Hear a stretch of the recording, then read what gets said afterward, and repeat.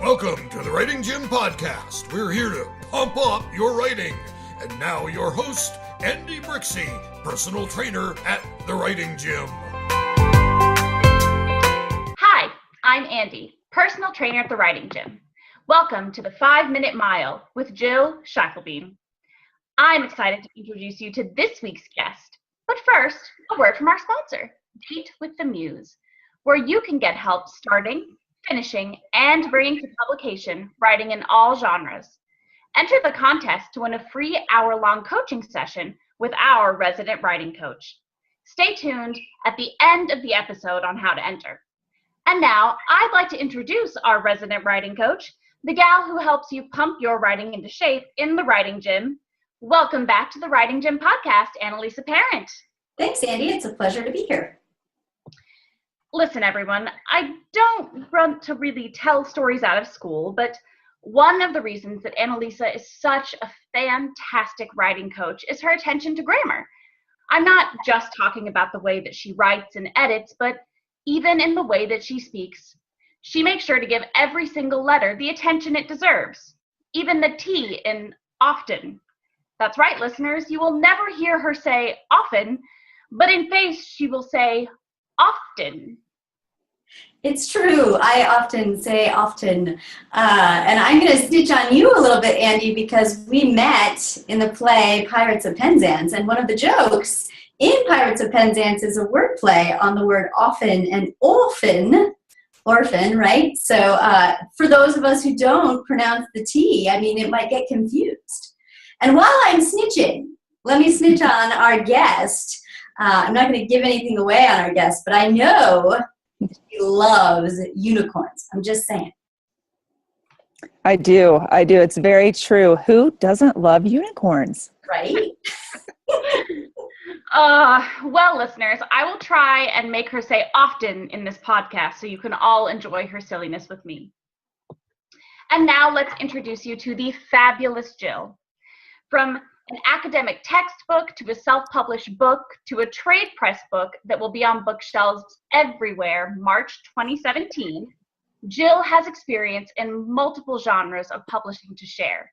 In this episode, we're going to tap into her mind about her creative process, the differences in publishing types, and learn her secrets to writing and marketing her latest book, Dynamic Communication, Strategies to Grow, Lead, and Manage Your Business, coming March 14th, 2017 through Entrepreneur Press. Thank you so much for joining us today, Jill. I'm excited to be here. Thank you for having me.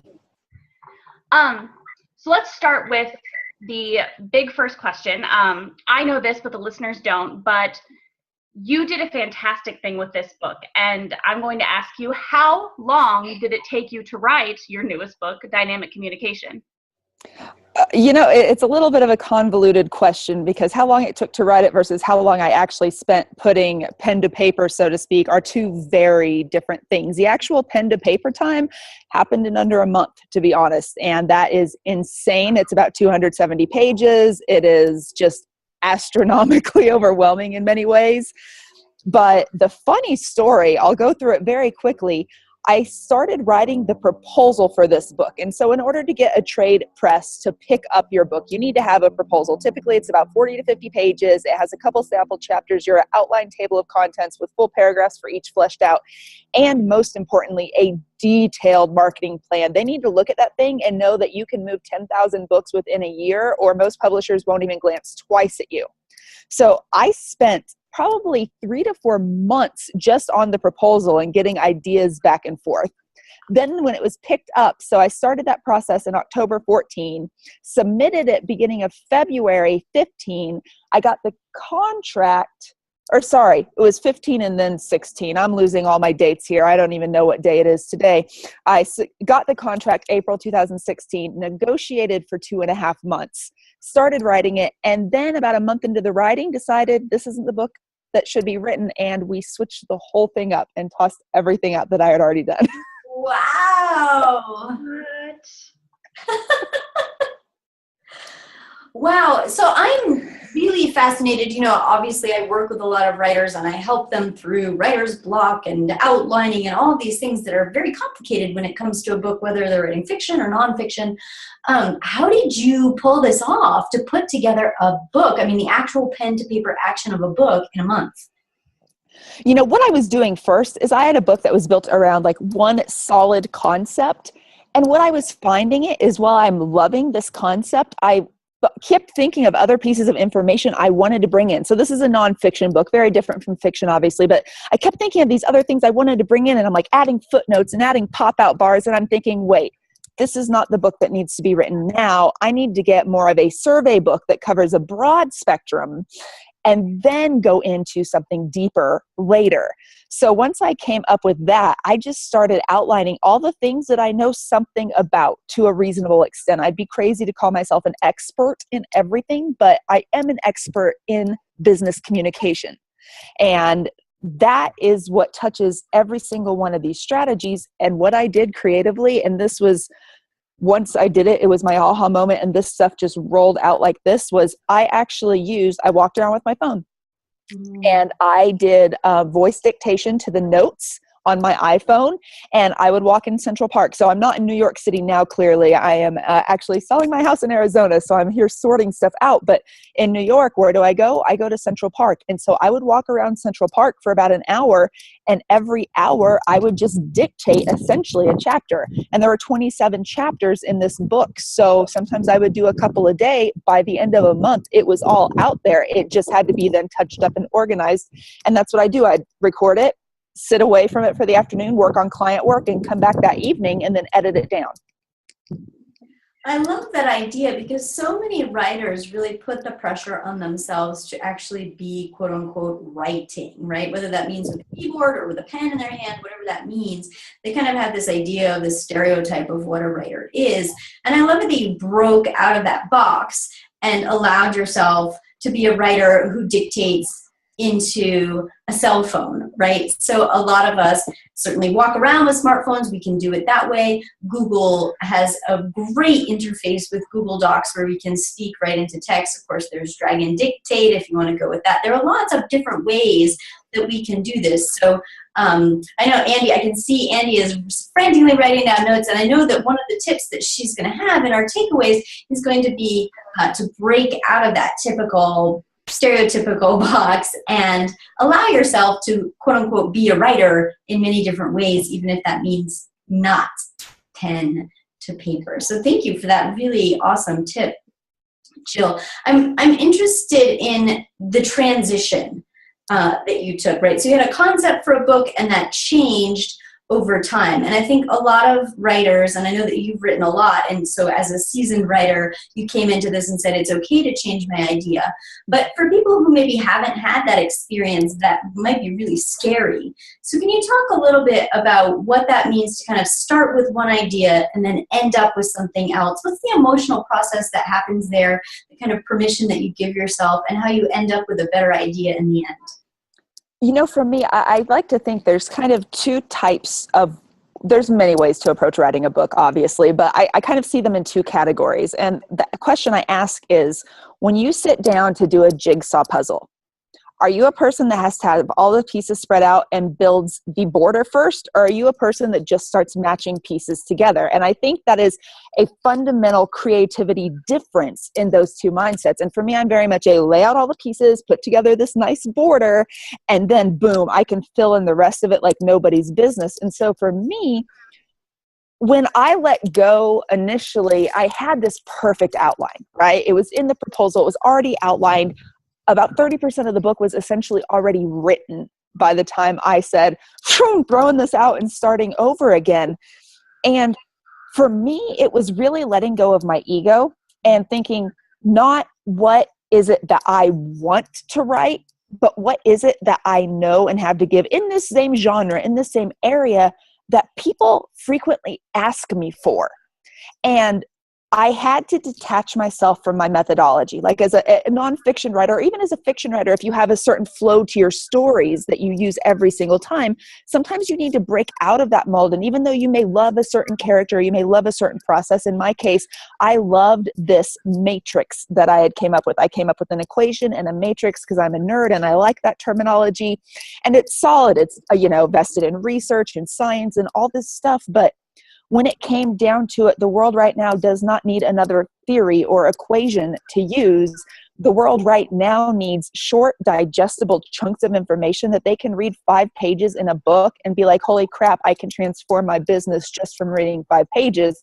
And then once they've done that, they move on to the next 5 pages. And so that was a shift for me. I broke away from what I was holding near and dear. Like, I'm so proud of my theory. I'm so proud of my research.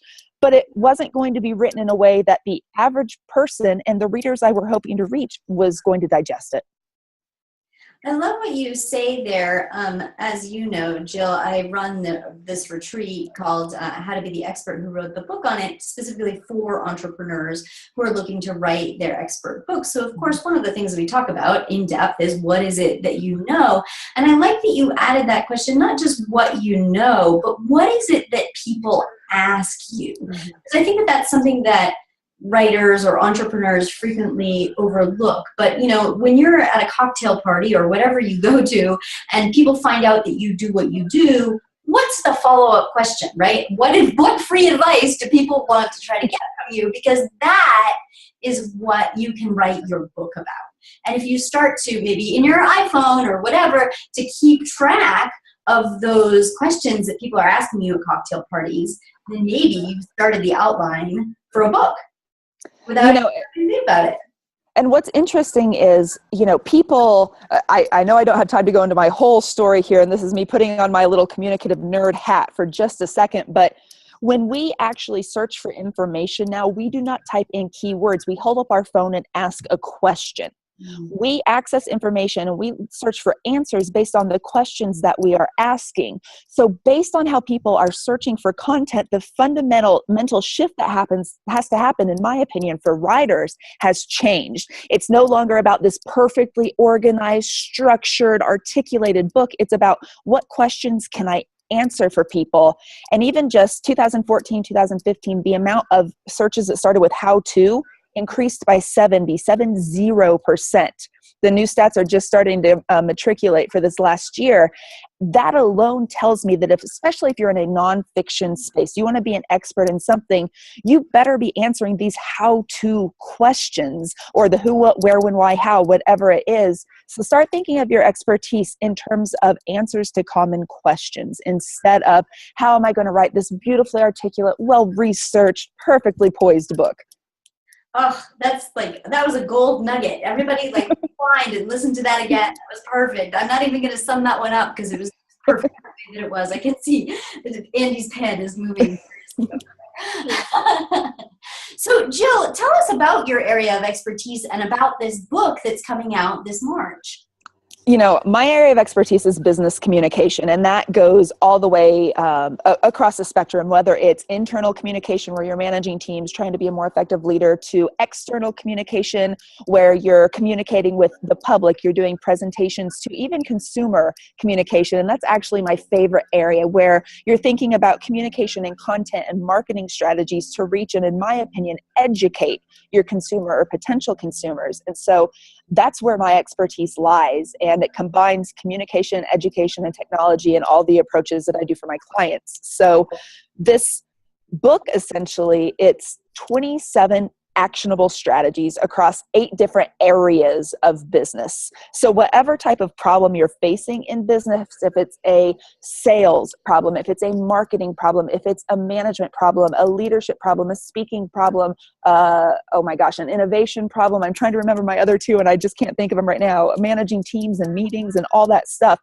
You open to one of the chapters that addresses that problem, and boom, in 5 to 10 pages, you have a strategy or more that you can walk away with and implement. And the best thing that I did, I know this is a writing gym, and I may be stepping a little outside your parameters here, but I'm going to ask for a little leeway, because if you want to be published with a major publisher, So Entrepreneur Press, the same people that own Entrepreneur Magazine, is my publisher. And they're not one of the top 5 publishers, but they have a very large distribution, which is all I is in the nonfiction space, like Tim Ferriss. They are not going to put a single marketing dollar behind your book at all.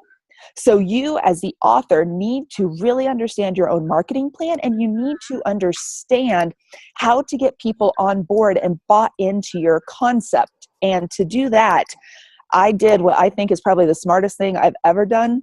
I found 27 people smarter than me in different areas and interviewed them for the book. That's a really great way to put together a book. So I'm certain that this will be in the takeaways about finding people that you can interview, but also one of the really important things that Jill just said was around implementable steps for your readers, for your audience. And I think that that goes perfectly into what you were saying about the how-to and answering questions for your audience. So I don't think that you diverged at all from our normal topics. I think that your area of expertise, particularly around publishing with a major publisher, right? Because that's everybody's dream. The proposal is a heck of a lot of work. They get rejected, by the cajillions. If you think getting fiction published is hard work, nonfiction is its own animal. Tell us a little bit about your process for putting together your proposal. What does that look like for people who are thinking they'd like to write a nonfiction book and be published by a major publisher? Okay, so when it comes down to that, again, I said it before and I got to say it again, before you even start to think about the proposal, because there are a ton of great ideas out there, and in the same vein, there are no new ideas under the sun. There's just your maybe unique way of looking at an idea. So unless you are already a celebrity or have a huge, massive following, pitching a great idea is not going to work at all. Period. I mean, most of my time on my proposal was spent outlining the marketing plan. The marketing plan itself was 12 out of my 40-some pages in the proposal, and it was only one of 7 parts. So you can do the math on ratios there. It was a huge part. Again, you need to be able to demonstrate that you're going to be able to move 10,000 copies of a book within a year if you even want a major press to take you seriously. And most people do not have the luxury of knowing someone directly in the press, like an acquisitions editor. Fortunately for me, because of a lot of the video work I did, I got a video series syndicated by Entrepreneur Magazine, who asked then for the first right of refusal on the next book. So I had a direct in. Even with that, I went to a literary agent who flat out told me that I didn't have much to offer a publisher and that she wouldn't be interested in taking me on. And that's all nice ways of saying what I was told by this person.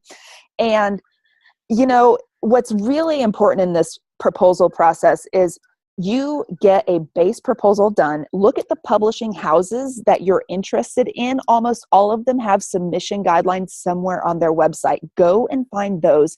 Sketch out your proposal. And then if you don't have any connections, you're going to have to find an agent. You're going to have to prove to an agent, again, that you're also going to be able to move 10,000 copies in a year, because they won't take you on as a client if you're not able to show that. So for those of you who aren't there yet, here is my advice to you on steps to get there. Number 1, make sure your web presence is top notch. Even if you are I've made $20,000 in my business this last year and I'm damn proud, your website should look like you made at least 6 figures. Like, appearances are everything. Start building your social media followings. And I'm not saying be on LinkedIn, Facebook, Twitter, Instagram, Snapchat, and all that crap. I'm saying pick 1 or 2 and focus on them and build a follower base, because publishers will look at that, and that is important because it shows your reach. Number 3, especially in the nonfiction space, if you're looking to show your expertise, they want to know how you're going to move books, and one way they look at in terms of a KPI, a key performance indicator, is the amount of speaking that you're doing. How many public appearances do you have? What size of audiences do you draw? That type of thing. And then for me in particular, especially with my subject matter expertise, video is huge. And so having all those things thought about beforehand, I would spend an extra year even building that stuff up before wasting time pitching something to an agent to get to a publisher, because honestly, you're going to spend a lot of time on a proposal that, quite frankly, a year later is going to evolve anyway. Those are excellent, excellent points, Jill. Thank you for that step-by-step process. And really, I think this wisdom that Jill comes to this process with around an author platform, whether you aspire to be a nonfiction author or a fiction author, that author platform and having built that platform before you launch is really paramount to your success and your being accepted, first by an agent and second by a publishing house. Because, you know, you may have the most beautiful book in the whole entire world, but nobody cares unless they can sell it. And that's a sad thing to say, because we're artists and we love to get our message out there. But at the same time, I mean, they need to make money because that's why they do what they do.